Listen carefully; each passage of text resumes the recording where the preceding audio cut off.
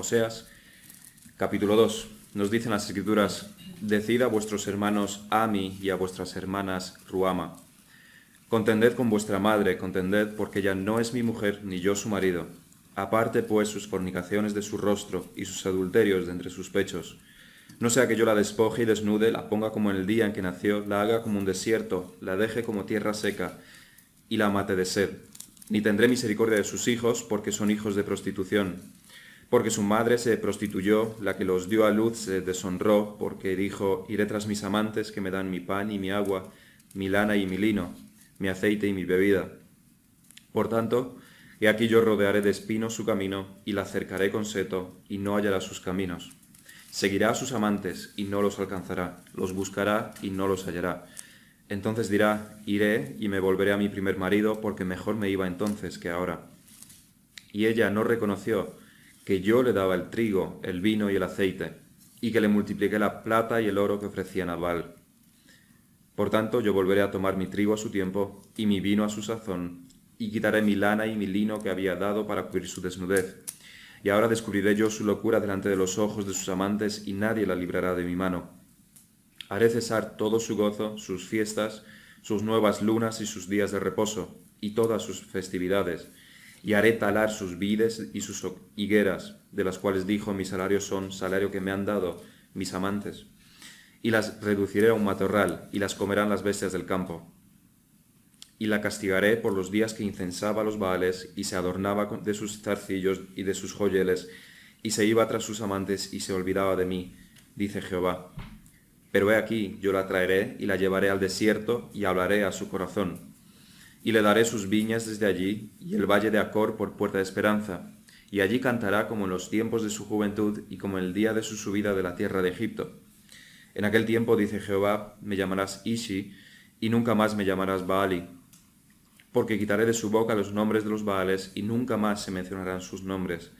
En aquel tiempo haré para ti pacto con las bestias del campo, con las aves del cielo, y con las serpientes de la tierra.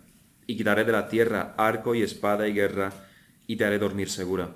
Y te desposaré conmigo para siempre, te desposaré conmigo en justicia, juicio, benignidad y misericordia. Y te desposaré conmigo en fidelidad, y conocerás a Jehová.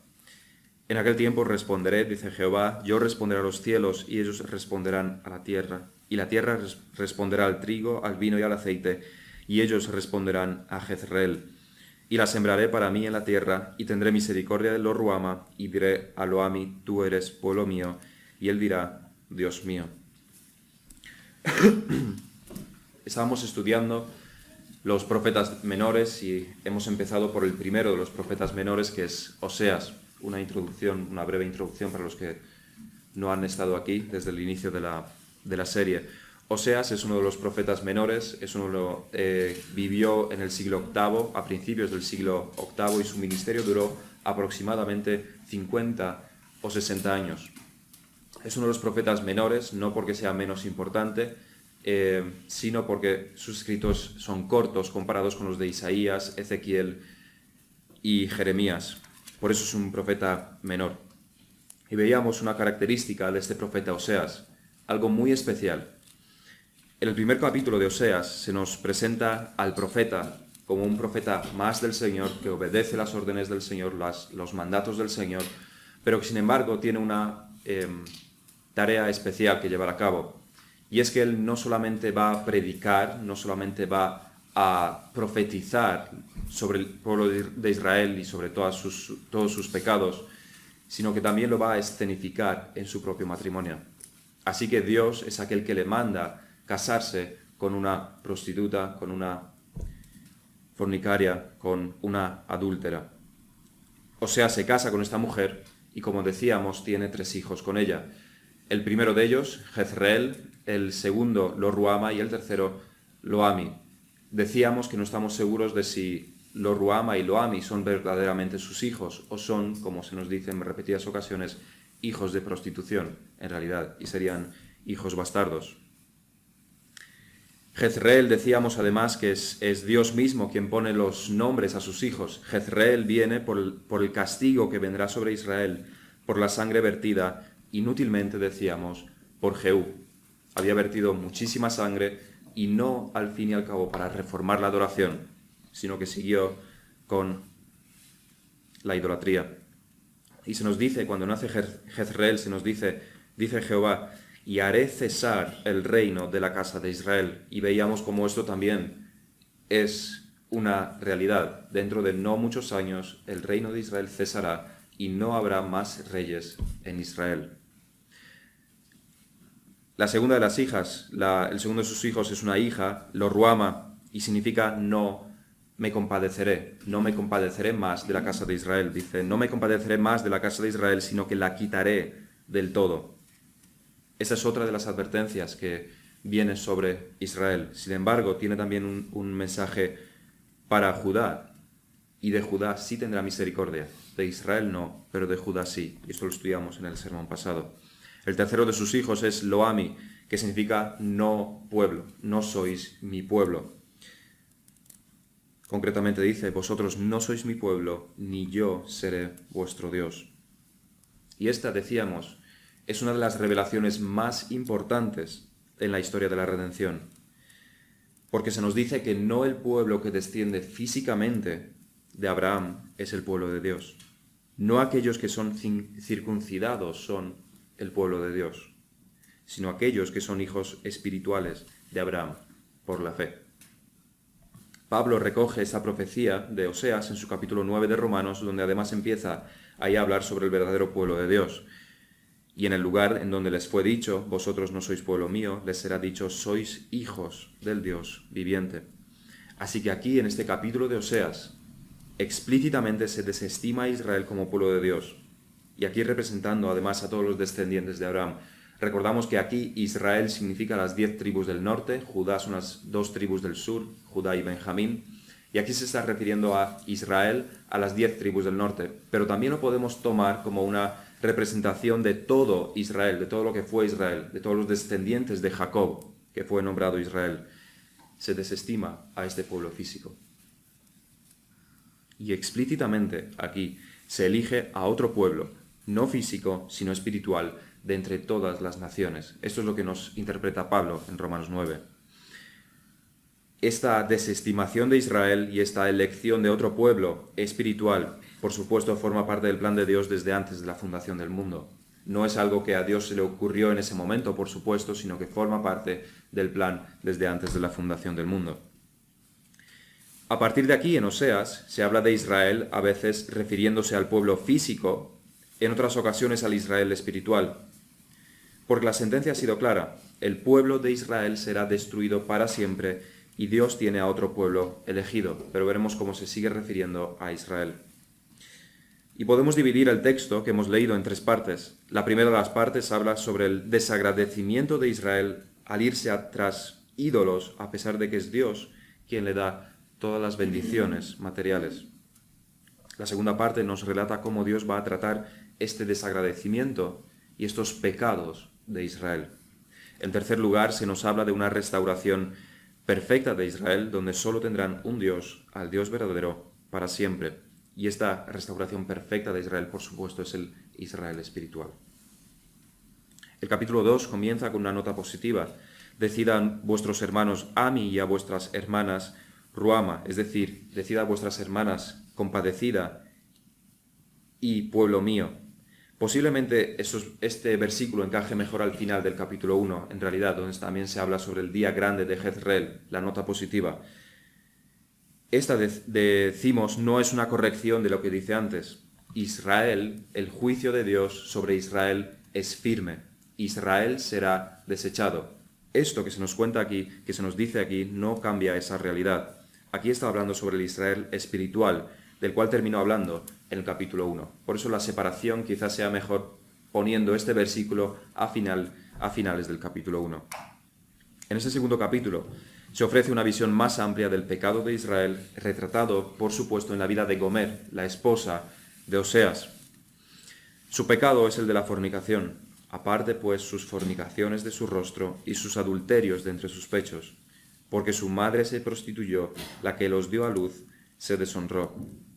Son aquí los propios hijos de Gomer, los propios hijos de Israel, los que deben hacer volver a su madre de los brazos de sus amantes porque abandonó a su marido y no quiere volver. Esta es la situación de Oseas. Gomer le ha abandonado para adulterar con otros. Esta es la situación de Dios con Israel. Su pueblo lo ha abandonado y se ha ido tras los ídolos de los pueblos vecinos. Lo que llama la atención todavía más de esta situación es su terrible ignorancia, ya que aquí Israel o Gomer dice: iré tras mis amantes. Son ellos los que me dan mi pan y mi agua, mi lana y mi lino, mi aceite y mi bebida. Pero por supuesto, no son sus amantes los que le da todo esto. No son los ídolos los que dan todas estas bendiciones a Israel. Se nos dice: y ella no reconoció que yo le daba, Jehová, el trigo, el vino y el aceite, y que le multipliqué la plata y el oro que ofrecían a Baal. La situación descrita es bastante desesperante. Gomer, la mujer de Oseas, no se da cuenta de que quien le da todo lo necesario para su sustento no son sus amantes, sino su marido. Sus amantes no quieren preocuparse por ella. Su interés en ella no es en cuidarla. No la aman realmente. No la quieren sustentar, no la quieren vestir, no la quieren cuidar, sino que es Oseas quien cada mañana le lleva su comida, su ropa para que pueda vestir, y sus amantes recogen esto y se lo da a ella, quien en vez de ver que es su marido quien se lo proporciona, le da las gracias a su amante. Eso es lo que muchos describen. Esta es la situación de Israel. Si fue así, concretamente la situación no lo sabemos. Lo que sí sabemos es que este, desde luego, fue el trato de Dios con Israel. Y así fue también el trato de Israel con su Dios. Dios les daba lluvias a tiempo, buenas siegas, trigo, vino, recursos de todo tipo. Y el pueblo de Israel no reconoce que recibe todo esto de Dios, sino que van con estas mismas cosas recibidas de Dios, van a ofrecerles sacrificios a sus ídolos en signo de agradecimiento, a los ídolos. No meditan, no se paran a meditar, a pensar para ver quién se lo da realmente. No se paran a pensar, no saben, son ignorantes. Pero esta no es una ignorancia inocente, es una ignorancia consciente. No es que no sepan quién les da todas estas cosas porque no pueden saberlo y no les llega la mente. No saben porque no quieren. Esta es la situación que Pablo describe con respecto al conocimiento de Dios en Romanos 1. Los hombres, nos dice, sofocan el conocimiento de Dios, lo detienen, lo aniquilan, no quieren saber de Dios. Por tanto, esta no es una ignorancia inocente, sino una ignorancia por la cual se pagará en el infierno. Y esta es la situación de Israel. No es que no sepa Israel que Dios es quien le da todo eso. Lo que pasa es que no quieren saber nada, absolutamente nada, de Dios. Es que quieren seguir sus propios caminos pecaminosos, quieren libertinaje. Los Baales, al fin y al cabo, no son tan restrictivos como Jehová. Les es mucho más conveniente adorar a sus ídolos porque les permite hacer básicamente todo lo que ellos quieren hacer. Como cualquier inconverso, odian al Dios verdadero, odian su verdad, odian sus leyes, no quieren que sus vidas sean reguladas de acuerdo con lo que es bueno y justo, porque sus corazones aman el pecado. No saben que todo lo que tienen viene de Dios, pero no lo saben porque no lo quieren saber. Es Jehová quien les dio esas tierras, quien les abrió el camino para entrar a Canaán, quien nos libró de la esclavitud de Egipto y de todos sus opresores. Es Dios quien nos alimenta, quien nos sustenta, quien les regala cada latido de corazón y cada bocanada de aire. Y ellos usan sus recursos, sus fuerzas, su tiempo, toda su energía para rendir culto a Baal. Desde luego son dignos del más duro de los castigos, y el castigo, por supuesto, vendrá. Pero antes de ver esto, tenemos que hacer una reflexión. ¿Hacemos nosotros lo mismo que Israel? ¿Para qué utilizamos nosotros los recursos que Dios nos da? Desde luego, trabajamos muchas horas, pero menos que hace 100 años. La gran mayoría no trabajamos los sábados y si trabajamos, libramos otro día. ¿Para qué usamos todo este tiempo libre del que disponemos? ¿Lo usamos igual que los impíos? ¿Dedicamos nuestro tiempo a los ídolos de nuestra cultura? Y eso no quiere decir que no podamos hacer otra cosa que no sea leer la Biblia y orar. Pero quiere decir que lo primero que tenemos que hacer es leer la Biblia y orar. Si hacemos lo que debemos, trabajando en lo que deberíamos, apoyando el ministerio, sirviendo a los demás, haciendo las buenas obras que Dios requiere de nosotros, ¿nos queda tiempo para desperdiciarlo en cosas que no sirven para nada?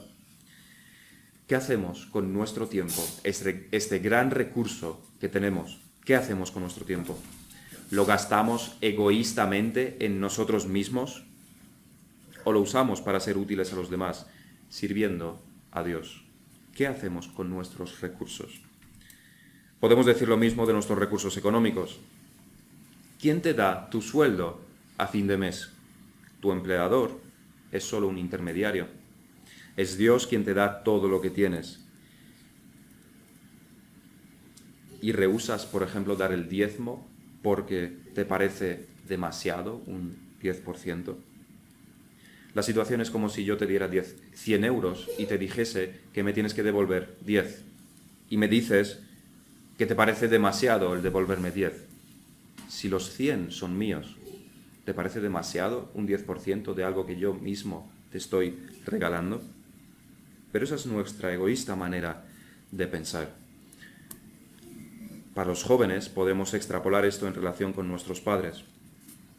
Vuestros padres, aquí tenemos niños, tenemos jóvenes, os dan un hogar con todas las comodidades. No os falta nunca comida sobre la mesa. No habéis pasado un día siquiera de hambre, porque vuestros padres os cuidan.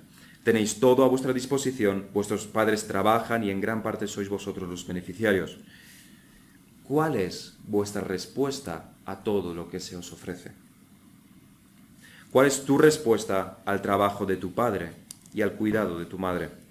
¿Usas estos recursos para deshonrarles o los usas para honrarles siendo agradecido y obedeciendo?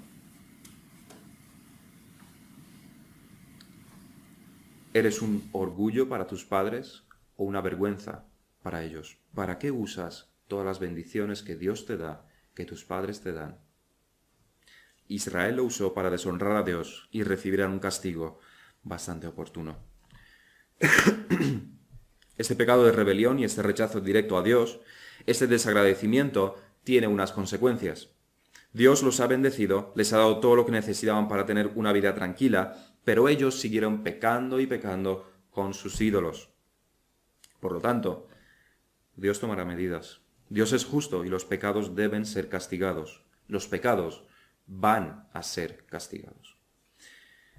El versículo 6 nos dice, por tanto, he aquí yo rodearé de espinos su camino y la cercaré con seto y no hallará sus caminos. Seguirá a sus amantes y no los alcanzará. Los buscará y no los hallará. Entonces dirá, iré y me volveré a mi primer marido. Versículo 9, por tanto, yo volveré a tomar mi trigo a su tiempo y mi vino a su sazón, y quitaré mi lana y mi lino que había dado para cubrir su desnudez. Y ahora descubriré yo su locura delante de los ojos de sus amantes, y nadie la librará de mi mano. Haré cesar todo su gozo, sus fiestas, sus lunas nuevas y sus días de reposo, y todas sus festividades. Y haré talar sus vides y sus higueras, de las cuales dijo, mis salarios son salario que me han dado mis amantes. Las reduciré a un matorral, y las comerán las bestias del campo. Y la castigaré por los días en que incensaba a los Baales, y se adornaba de sus zarcillos y de sus joyeles, y se iba tras sus amantes, y se olvidaba de mí, dice Jehová. El pecado tiene consecuencias. Atentar contra los principios y mandatos y mandamientos de Dios conlleva un seguro juicio, un juicio seguro y severo. Una de las cosas más ciertísimas que nos podemos encontrar en las Escrituras es esto mismo, que todo pecado será castigado. Lo vemos en numerosos ejemplos. El primero, Adán y Eva. En la exterminación de toda la población del mundo, en el diluvio, en los tiempos de Noé. En el severísimo juicio a Sodoma y Gomorra y más tarde a todo Canaán. En los cautiverios de Judá. En el castigo mismo de Israel. Lo vemos en el Nuevo Testamento también. Dios no cambia. En Ananías y Safira. En la muerte horrible de Judas, por ejemplo. Y la lista es casi interminable. Si de algo nos hablan las Escrituras, es que hay una paga para el pecado. Hay un juicio para el pecado. Todo pecado será castigado. Dios no hará la vista gorda con nadie, ni con los niños, ni con los adolescentes, ni con los adultos, ni con los ancianos. No hay pecado que pueda ser justificado delante de Dios y por tanto que se quede sin castigo. Estamos hablando fuera del Señor Jesucristo. ¿Estás inclinado a pensar que puedes hacer todo lo que se antoja, pecar en cualquier manera y no sufrir ninguna consecuencia? Eso es tu corazón malvado, que te quiere engañar, con la ayuda, por supuesto, de Satanás. Los castigos de Dios no tienen siempre la misma intención, el mismo efecto. Para los impíos, el castigo es por mera justicia. Para sus hijos, los castigos son en forma de corrección. En Hebreos 12, el escritor nos dice, y está también aquí citando del Antiguo Testamento, nos dice el escritor, porque aún no habéis resistido hasta la sangre, combatiendo contra el pecado, y habéis ya olvidado la exhortación que como a hijos se os dirige diciendo, Hijo mío, no menosprecies la disciplina del Señor. La disciplina, por supuesto, como consecuencia del pecado. Ni desmayes cuando eres reprendido por Él. Esto hace Dios con sus hijos. Porque el Señor al que ama, disciplina y azota a todo el que recibe por hijo. Si soportáis la disciplina, Dios os trata como a hijos, porque ¿qué hijo es aquel a quien el Padre no disciplina? Pero si se os deja sin disciplina, de la cual todos han sido participantes, entonces sois bastardos y no hijos. Por otra parte, tuvimos a nuestros padres terrenales que nos disciplinaban y los venerábamos. ¿Por qué no obedeceremos mucho mejor al Padre de los Espíritus y viviremos? Y aquellos ciertamente por pocos días nos disciplinaban como a ellos les parecía, pero para lo que nos es provechoso, para que participemos de su santidad. Es verdad que ninguna disciplina al presente parece ser causa de gozo, sino de tristeza, pero después da fruto apacible de justicia a los que en ella han sido ejercitados. Todo esto es lo que nos tiene que decir el autor a los Hebreos sobre la disciplina que seguro vendrá sobre los hijos de Dios. Cuando Dios está tratando a su pueblo, el castigo por sus pecados no es principalmente debido a un tema de justicia o como un efecto de la ira de Dios. Todo lo contrario, los castigos de Dios a su pueblo son un signo de su amor, porque es una corrección amorosa, una disciplina útil, cuyo propósito no es destruir, sino corregir. Lo cierto es que en esta vida los creyentes podemos sufrir incluso más que los impíos, según este texto de Hebreos. Los hijos de Dios pueden sufrir más precisamente por eso, porque son sus hijos. Pueden sufrir más que aquellos que no son sus hijos. A nosotros, Dios nos castiga aquí y ahora para que corrijamos nuestros pecados aquí y ahora. A los impíos, en demasiadas ocasiones, no se les castiga de ninguna manera porque están acumulando para el día del juicio. Todo lo que no se pague ahora, se pagará, por supuesto, entonces. Es una cuestión de tiempo únicamente. Es el mismo autor a los Hebreos quien en el capítulo 10 nos advertía, horrenda cosa es caer en manos del Dios vivo. Y es esto lo que Pablo también nos dice en la segunda epístola a los tesalonicenses. Hay una ira de Dios que castigará a los impíos haciendo justicia, no para su corrección, no para su disciplina.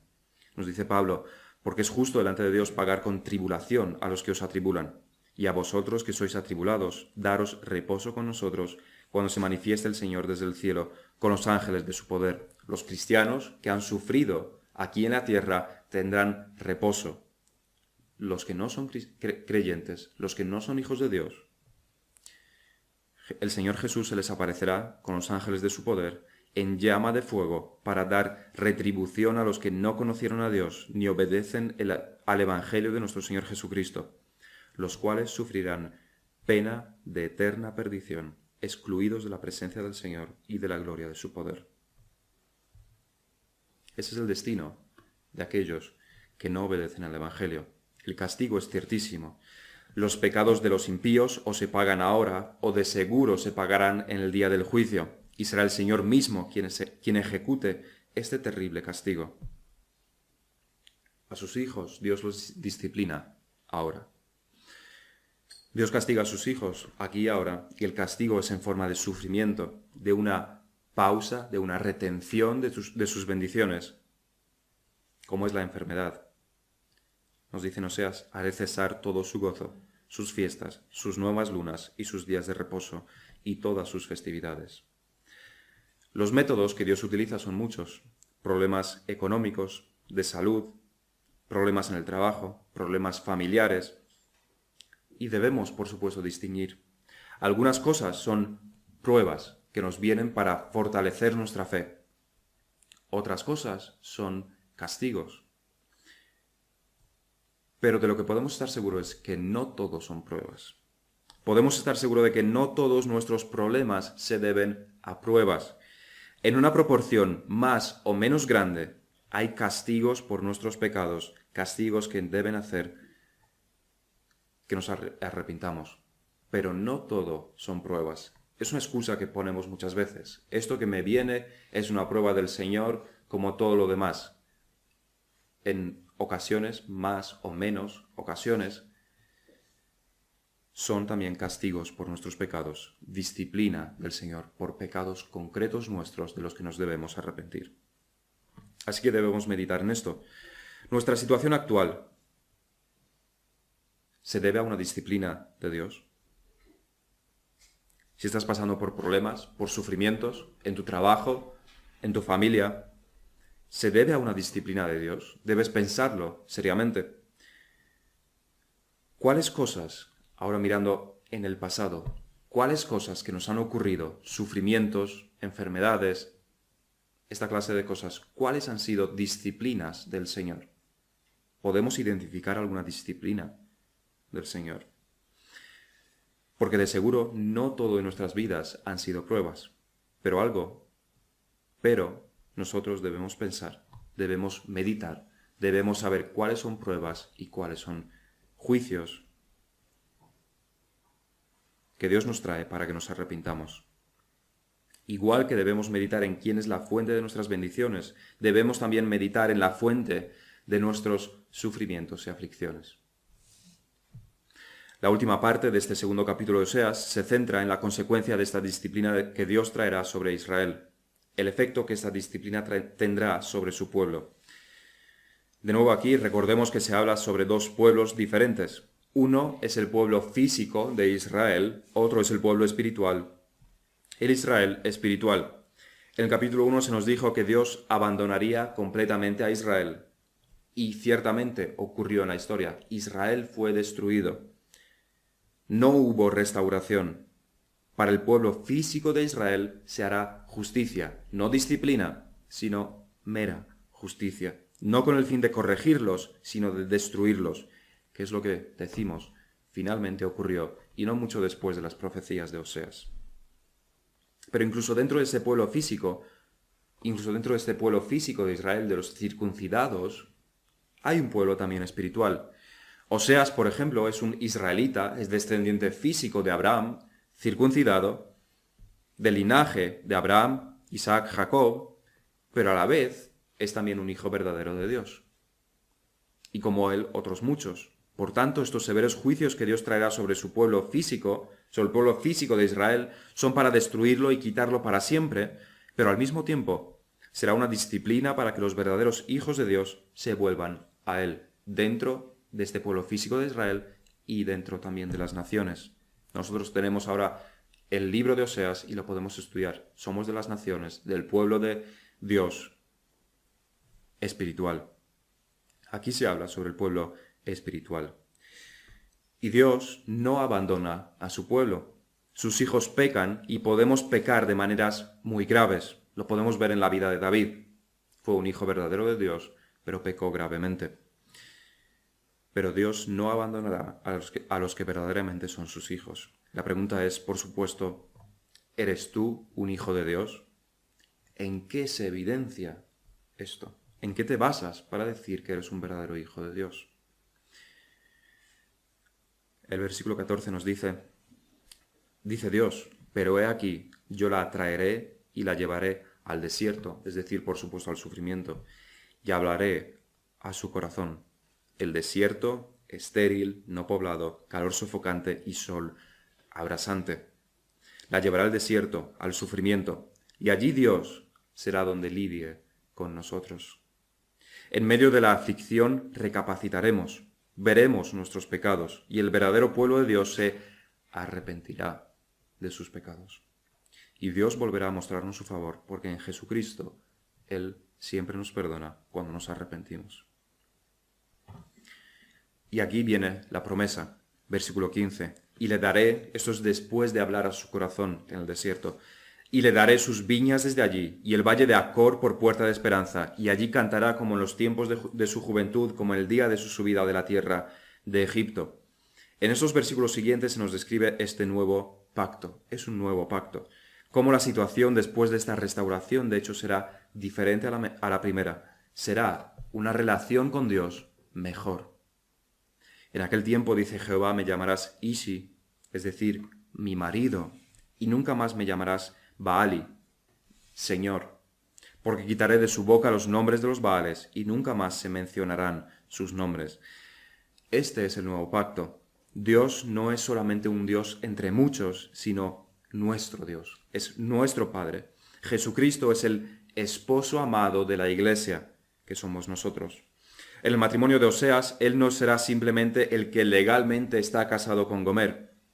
Para Gomer no será un hombre entre otros, sino que será amado por Gomer. Será su marido, su único hombre, y por tanto será el único hombre de su vida. Ya no será un hombre entre muchos, pero con papeles firmados, sino que efectivamente será su marido, su verdadero y único amante. Esta es la promesa de Dios aquí. Este es uno de los signos de esta restauración, de este nuevo pacto. Se nos describen más signos en los versículos siguientes. Versículo 18. En aquel tiempo haré para ti pacto con las bestias del campo, con las aves del cielo y con las serpientes de la tierra. Y quitaré de la tierra arco y espada y guerra, y te haré dormir segura. Esto, por supuesto, es cuando Jesucristo vuelva, la segunda venida. Pero dice, y te desposaré conmigo para siempre, te desposaré conmigo en justicia, juicio, benignidad y misericordia, y te desposaré conmigo en fidelidad, y conocerás a Jehová.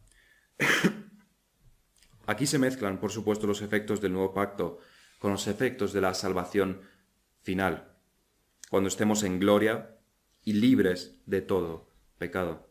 Pero aunque todavía tenemos pecado remanente, no hemos sido glorificados, sin embargo, si somos verdaderos hijos de Dios, estamos en una situación de preludio de esta salvación final, preludio de esta perfección. No somos perfectos, pero se debe ver que hacia allí estamos tendiendo.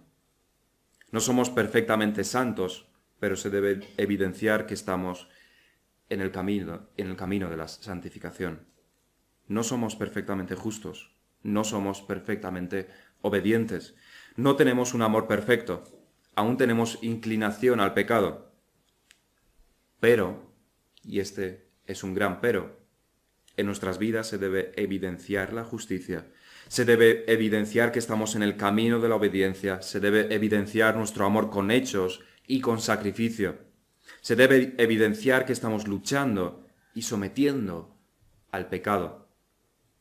Si esto no es así, no somos hijos de Dios.